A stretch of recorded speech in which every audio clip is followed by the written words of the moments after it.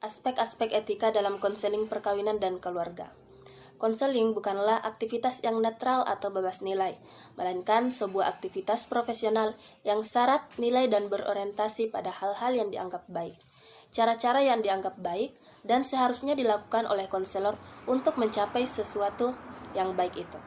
Nilai-nilai merupakan inti dari hubungan konseling dan tujuan konseling, baik hubungan konselor klien dalam konseling untuk menangani masalah maupun untuk memodifikasi perilaku, diikat oleh sistem nilai. Selain syarat nilai-nilai, konseling juga merupakan profesi yang rumit dan multisegi. Karena itu, konselor berkewajiban untuk memegang pada kode etik dan kode hukum eksternal. Praktik konseling mencakup dimensi moral dan etika yang kuat, sebagaimana sebagian besar orang yang mencari konseling bergumul dengan keputusan moral. Apakah saya harus tetap menyelesaikan pendidikan saya, padahal saya sudah berkeluarga dan telah mendapatkan pekerjaan yang layak? Haruskah saya mempertahankan perkawinan yang membuat saya menderita? Ataupun haruskah saya mempertahankan kehamilan saya atau saya mesti melakukan aborsi? Persoalan-persoalan tersebut merupakan problematika karena melibatkan keputusan moral yang mendasar berkenaan dengan apa yang benar dan apa yang salah.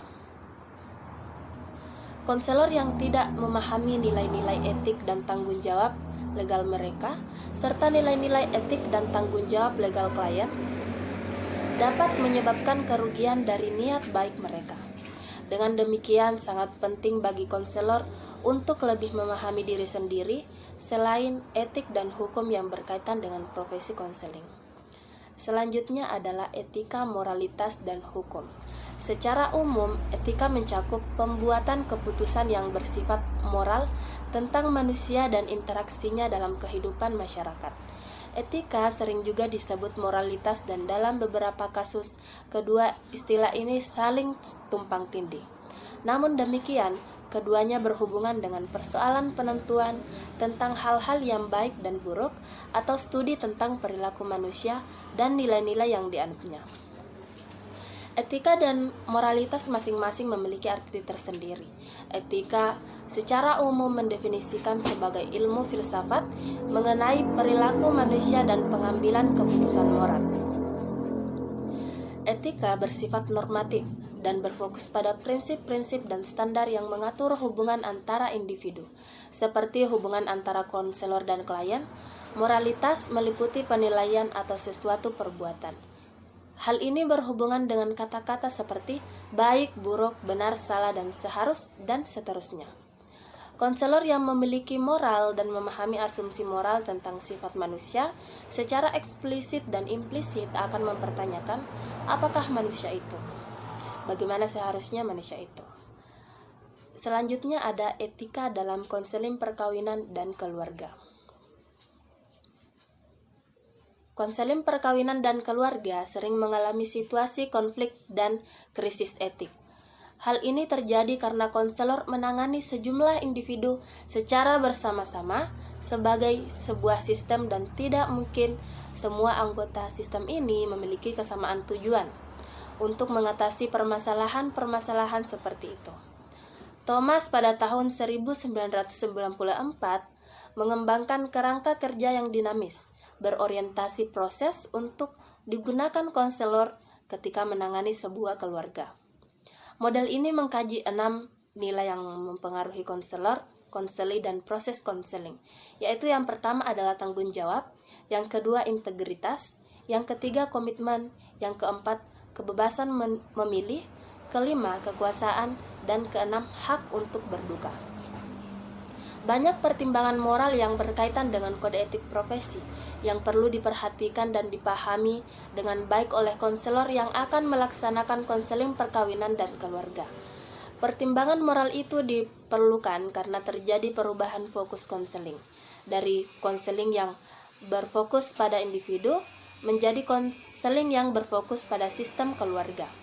Salah satu hal yang mesti dipertimbangkan konselor adalah kepada siapa dan untuk siapa tanggung jawab dan legalitas pokok konseling itu. Hal ini penting dipertimbangkan karena perubahan yang sangat menentukan bagi seluruh anggota keluarga, termasuk pasangan suami istri, belum tentu berguna bagi masing-masing pasangan dan anggota keluarganya. Selanjutnya adalah konflik etika. Bagaimana penanganan kerahasiaan? Haruskah rahasia-rahasia keluarga dibocorkan sebelum atau sesudah pertemuan suami istri yang terpisah? Bagaimana menangani masalah perselingkuhan? Dalam hal ini, konselor memiliki tanggung jawab untuk melaporkan perilaku seperti itu kepada pihak polisi atau pihak lain yang menangani perlindungan dan kesejahteraan anak. Meskipun pelaporan tidak bersifat perintah, konselor harus melakukan penilaian klinis untuk memastikan keselamatan dan kesejahteraan anggota keluarga. Apa titik utama perkembangan etika?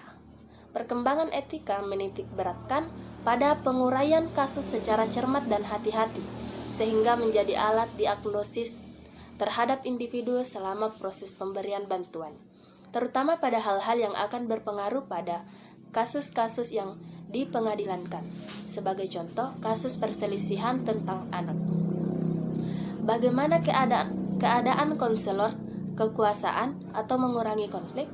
Seperti yang telah dikemukakan sebelumnya bahwa konseling perkawinan dan keluarga menentukan berkaitan dengan jenis kelamin ataupun gender, harapan-harapan tersebut harus ditangani oleh konselor dengan tindakan sensitif yang dimaksudkan untuk mengubah sikap sosial dan untuk memastikan minat dan kepentingan para pasangan suami istri dan anggota keluarga itu. Meskipun persoalan etika tidak dibahas secara khusus dan program latihan konselor perkawinan dan keluarga, akan tetapi akan jauh lebih baik apabila konselor tetap memperhatikan bahwa persoalan etika menjadi bagian yang sangat penting dan tidak terpisahkan dengan program konseling perkawinan dan keluarga. Demikian juga pada program pendidikan lanjut dan dalam spesialisasi konseling perkawinan dan keluarga. Selanjutnya ada kode etik profesional. Kode etik para pekerja profesional memiliki bermacam-macam fungsi, yaitu sebagai kode pengarahan perilaku dan kode pengarahan hubungan konselor. Yang pertama adalah kode pengarahan perilaku. Ada beberapa kode pengarahan perilaku konselor dalam melakukan layanan konseling perkawinan dan keluarga. Beberapa di antaranya adalah: yang pertama, konselor memberikan layanan secara profesional kepada semua orang tanpa memandang suku, agama, jenis kelamin, perbedaan politik, status sosial ekonomi, ataupun gaya hidup. Konselor diharapkan dapat mencurahkan porsi waktu kerjanya walaupun hanya sedikit atau tidak ada bayaran. Jika konselor tidak bisa memberikan layanan karena alasan tertentu, maka konselor seharusnya melakukan referral yang sesuai. Kemudian yang kedua adalah konselor tidak boleh memanfaatkan hubungan konseling mereka untuk kepentingan pribadi, agama, politik, dan bisnis. Yang ketiga, konselor tidak diperkenankan membayar atau menerima bayaran dalam referral dan harus secara aktif memantau semua informasi penting dari sumber referral. Keempat, konselor tidak diperbolehkan memberi layanan kepada klien yang masih berada dalam penanganan profesional lain, kecuali dengan konsultasi dari kedua belah pihak. Yang kelima, konselor tidak boleh menghina kualifikasi sesama rekan sejawat. Yang keenam, konselor memiliki kewajiban meneruskan pendidikan dan pengembangan profesionalnya, termasuk aktif berpartisipasi dalam pertemuan-pertemuan asosiasi. Selanjutnya, konselor berusaha menghindari hubungan dengan klien yang mungkin dapat merusak penilaian profesional atau yang dapat menambah risiko karena mengeksploitasi klien, misalnya hubungan intim dalam treatment terhadap anggota keluarga, teman akrab, karyawan, atau orang-orang yang disupervisi. Hubungan intim antara konselor dan klien adalah tidak etis. Selanjutnya yang kedelapan adalah konselor dilarang memberi diagnosis atau memberi resep, mengobati atau menasihati masalah-masalah di luar batas kemampuannya. Kesembilan, asosiasi profesi mendorong atau mengajukan para anggotanya untuk bergabung dengan kelompok-kelompok profesional, klinik-klinik atau agensi yang terlibat dalam bidang kehidupan keluarga dan perkawinan. Dengan kata lain, kontak dan kerjasama antar disiplin ilmu dan profesi sangat dianjurkan. Kemudian ada hubungan antara konselor dan klien. Ada beberapa kode pengarahan hubungan konselor klien dalam konseling perkawinan dan keluarga. Yang pertama, seorang konselor harus berhati-hati memberikan dukungan yang wajar dan penghargaan dalam tahap prognosis, dan konselor tidak boleh melebih-lebihkan kemajuan layanannya. Yang kedua, konselor harus mementingkan pemahaman yang jelas tentang keuangan bersama klien. Pembayaran hendaknya diatur di awal hubungan terapeutik. Yang ketiga, konselor harus membuat catatan-catatan bagi setiap kasus dan menyimpannya dengan aman serta terjamin kerahasiaannya sesuai dengan standar legal dan profesional. Seperti informasi dapat dikeluarkan hanya kepada orang profesional yang berhubungan dengan kasus yang ada. Catatan klien yang tertulis haruslah merupakan data yang ada hubungannya dengan tujuan penanganan. Dan untuk menghindari kebebasan yang tak semestinya, yang kedua, konselor bertanggung jawab memberitahu kepada klien tentang batas kerahasiaan. Yang ketiga, harus ada izin tertulis dari klien sebelum data dikeluarkan. Yang keempat, informasi tidak boleh disampaikan kepada orang lain tanpa izin dari klien, kecuali ada bahaya yang jelas kepada individu atau masyarakat, dan hanya diinformasikan kepada anggota keluarga yang tepat, pekerja sosial ataupun kepentingan umum. Selanjutnya yang keempat, konselor mengadakan hubungan dalam semua tahap kehidupan, menghargai setiap waktu terhadap hak-hak klien untuk membuat keputusan mereka sendiri. Konselor bertanggung jawab untuk menilai situasi standar profesional yang tinggi. Dalam keadaan apapun, konselor harus dengan jelas menyampaikan kepada klien bahwa keputusan akhir ada di tangan klien. Selanjutnya adalah pengambilan keputusan etik. Pengambilan keputusan etik dalam layanan konseling perkawinan dan keluarga tidak selamanya mudah dilakukan, tetapi hal ini merupakan bagian dari tugas seorang konselor perkawinan dan keluarga. Untuk ini dibutuhkan kualitas kepribadian konselor serta karakter, integritas, dan keberanian moral selain pengetahuan. Sebagian konselor perkawinan dan keluarga melakukan layanan konseling dengan standar etik pribadi yang dikembangkan, serta tanpa berpegang pada batasan etik yang dibuat oleh asosiasi konseling profesional. Semua itu biasanya berjalan dengan baik sampai akhirnya berhadapan dengan sebuah dilema yang solusinya tidak jelas atau kelihatannya tidak ada solusi terbaik. Pengambilan keputusan etik dalam konseling perkawinan dan keluarga dapat ditingkatkan dalam berbagai cara. Satu cara terbaik adalah mengikuti kursus dan melanjutkan pendidikan yang sekarang disyaratkan dalam banyak program konseling lanjutan. Dan untuk memperbaharui lisensi konselor profesional, beberapa program konseling lanjutan dapat membuat perubahan sikap yang signifikan pada peserta didik dan praktisi profesional, termasuk peningkatan pengetahuan etik mengenai kesadaran diri, hubungan ganda, abnormalitas, dan perbedaan budaya. Mengingat perubahan sikap etik berhubungan dengan perubahan perilaku etik, kursus etik dalam berbagai tingkatan sangatlah bernilai. Selanjutnya ada hubungan ganda. Hubungan ganda dalam konseling perkawinan dan keluarga terjadi apabila konselor terlibat dalam hubungan yang sama sekali berbeda dengan hubungan antara konselor dan klien, misalnya menjadi konselor tetangga, teman, mitra bisnis, dan menerima bayaran dari klien sebagai bentuk balasan terhadap pelayanan, atau menjadi penguasa klien. POP 1991 mengklasifikasikan 5 cara utama di mana hubungan ganda berlawanan dengan konseling yang efektif.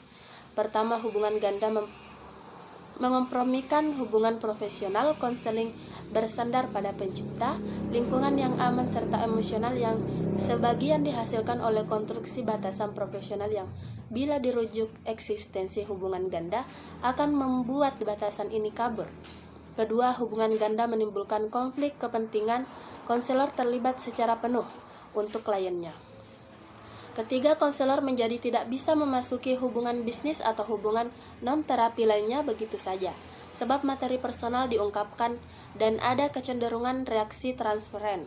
Keempat, apabila keterlibatan konselor dalam hubungan ganda setelah konseling perkawinan dan keluarga diakhiri dapat diterima, maka sangat mungkin bagi para praktisi konselor bermoral rendah menggunakan peran profesional mereka untuk membentuk hubungan yang sesuai dengan keinginan mereka.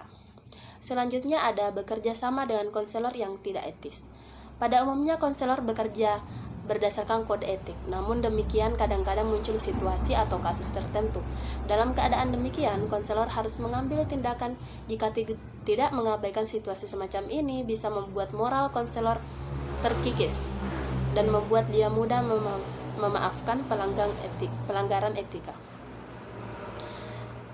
Herlihy menyarankan beberapa langkah untuk digunakan dalam bekerja melewati dilema etik, terutama yang berkaitan dengan hal-hal yang merugikan profesional. Yang pertama adalah konselor mengidentifikasikan masalah seobjektif mungkin. Proses tersebut paling baik dilakukan dalam bentuk tertulis. Yang kedua, konselor menerapkan kode etik yang berlaku pada permasalahan tersebut. Pada kasus ini akan dapat muncul pedoman yang jelas, seperti misalnya arah tindakan. Yang ketiga, konselor harus mempertimbangkan prinsip-prinsip moral dari profesi pemberian bantuan, seperti perbuatan baik, keadilan, dan otonomi. Yang keempat, konsultasi dengan rekan kerja juga merupakan opsi lain. Jika tindakan diperlukan, maka rekan kerja yang dipermasalahkan pertama-tama harus didekati secara informal, pujian atas apa yang telah dilakukannya. Selanjutnya ada hak-hak klien dan rekaman. Ada dua bentuk hak klien yang tersirat implisit dan yang tersurat eksplisit. Kedua hak tersebut berhubungan dengan proses konseling. Hak klien yang tersirat berhubungan dengan substansi keadilan perlakuan. Hak eksplisit berfokus pada proses keadilan perlakuan yang terkait dengan langkah-langkah yang diperlukan untuk memulai atau menuntaskan sebuah tindakan ketika aturan yang jelas dilanggar. Proses keadilan perlakuan dilanggar ketika aturan yang jelas dilanggar dan klien merasa tidak mendapat informasi tentang cara memperbaiki perilakunya. Seorang klien berhak untuk mengetahui bentuk perlindungan apa yang dia miliki ketika salah satu dari dua hak utama tersebut dilanggar. Rekaman semua klien dilindungi secara legal, kecuali dalam keadaan tertentu. Pada sebagian besar kasus, konselor secara legal diharuskan melindungi semua kliennya tanpa terkecuali dengan cara menyimpan rekaman tersebut baik-baik, terpisah dari rekaman data lain, dan tidak memberikan informasi tentang klien tanpa surat izin. Kemudian ada cara meminimalisir resiko dalam menentukan apakah konselor perkawinan dan keluarga harus terus melanjutkan hubungan ganda atau tidak.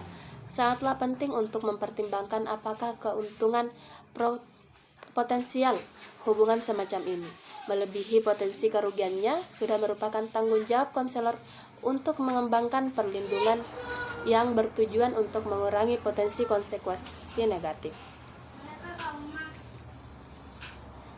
Corey mengidentifikasi petunjuk-petunjuk berikut. Yang pertama adalah menetapkan batasan yang sehat di awal hubungan yang terapeutik. Persetujuan yang terbuka sangat penting dari awal dan di sepanjang profesi konseling. Melibatkan klien dalam diskusi yang berjalan dan dalam proses pengambilan keputusan, dan mencatat dialog atau diskusi yang terjadi dalam proses konseling. Melakukan konsultasi dengan sesama profesi sebagai satu cara mempertahankan objektivitas dan mengidentifikasi kesulitan yang tak terantisipasi. Menyadari bahwa konselor tidak harus membuat keputusan sendiri. Apabila hubungan konselor berpotensi membuat masalah atau apabila risiko dan kerugiannya tinggi, lebih bijaksana apalagi konselor bekerja dengan bantuan pengawas. Konselor mencatat sifat-sifat pengawasan dan segala tindakan yang diambil dalam buku agenda konselor. Di sepanjang proses pengawasan diri sangatlah penting konselor bertanya kepada diri sendiri tentang kebutuhannya, siapa yang dicari, dan pelajari motivasi konselor untuk mempertimbangkan terlibat dalam hubungan ganda. Dalam bekerja, hubungan ganda sangat baik apabila memulainya dengan memastikan apakah hubungan semacam itu dapat dihindari.